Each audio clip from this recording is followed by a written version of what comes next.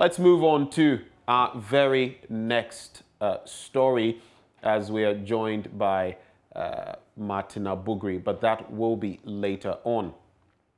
Now, residents, business owners, traders, and truck drivers at Elubo are protesting the continuous closure of their borders. The demonstrators say their businesses and marriages collapsed, resulting in untold hardship on their lives. They are demanding an immediate opening of the Elubo border to enable them get their lives back. We are doing this demonstration because the land borders in Ghana have been closed for way too long. It's been almost 2 years. Our people at the border towns are suffering. As you can tell, people are crying. People that went for bank loans cannot repay. Lives have been lost. Marriages have been broken. People are committing suicide. The whole town is getting into like the ghost place because people are moving out of this place. So people are suffering. They can't pay school fees. Marriages are just turning apart. A lot of things are happening. A lot of hardships. So we are doing this demonstration to tell the government that he should really pay attention and do something about the reopening of the borders because it's been closed for way too long. The airports have been reopened, but the land borders have not been opened.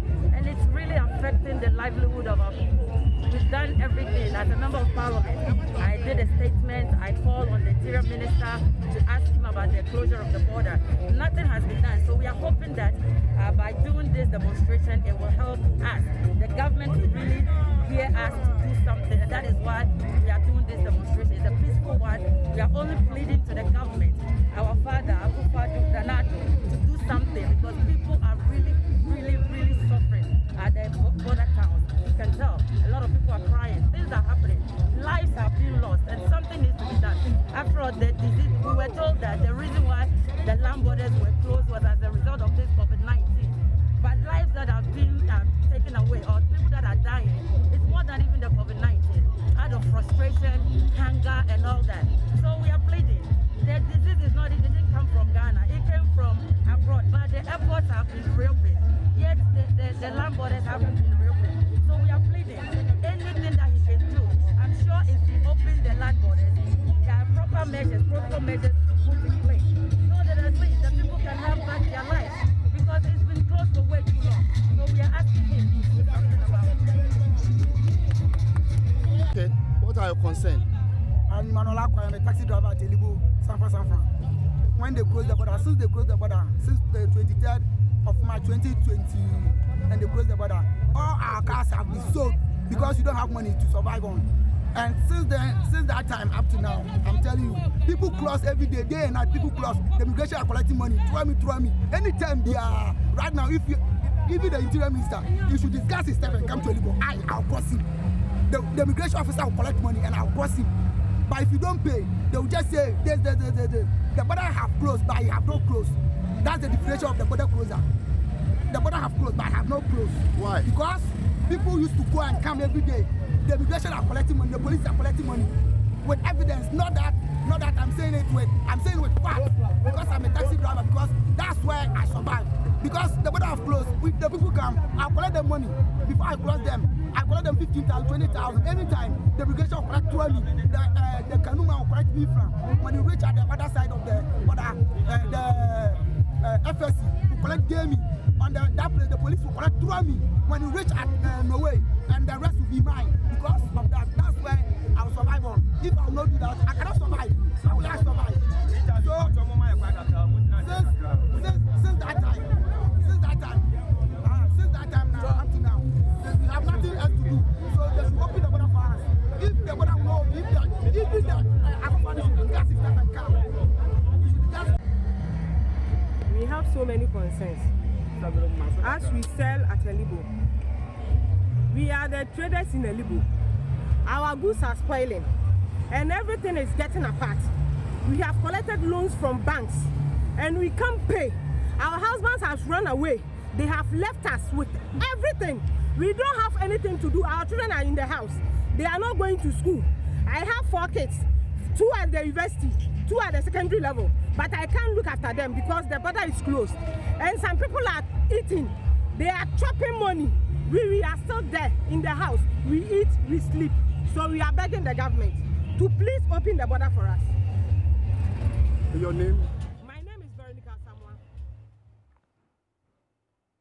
Well, on the back of that, I am joined by Joy News' Natalia, who has been following up on this demonstration and who joins us with more.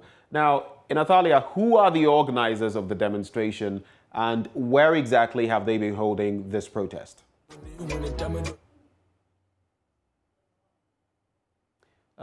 Natalia, you may have to unmute so that we can hear what you are saying, but Natalia is going to be bringing us some more details about that demonstration and how it started. Natalia, if you can hear me.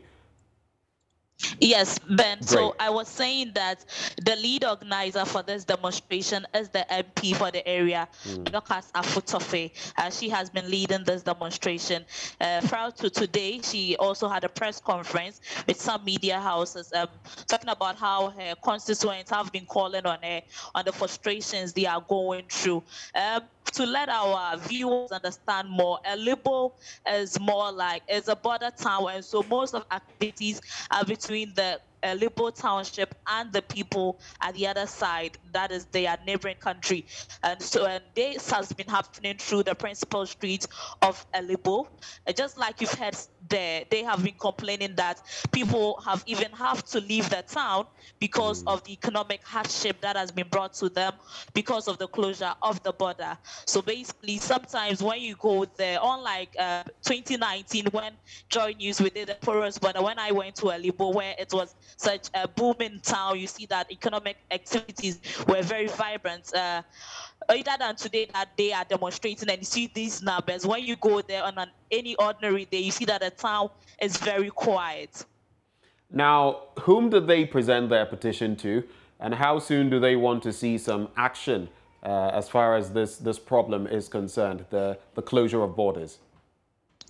So they presented it to the MCE of the area, and they have given him 2 weeks ultimatum that they should hear from government. The border should be opened. They are also expecting the interior minister to come down to Elubo and then come and witness how what they are alleging as extortion of money from some immigration officers to allow people in and out. They also made a case that since these immigration officers are extorting monies from people coming in and out through unapproved routes, this means that if this COVID pandemic that we sort of prevent by closing the border, if this is the case, then COVID is already in town, so there is no need. And government, if he opens the border for them, he will be getting more money from that. So they've given government 2 weeks, and then they are expected to head back on the streets after 2 weeks if they don't hear anything feasible from government. Natalia, thank you for connecting with us. Natalia Kwanzaa is our Western Regional correspondent.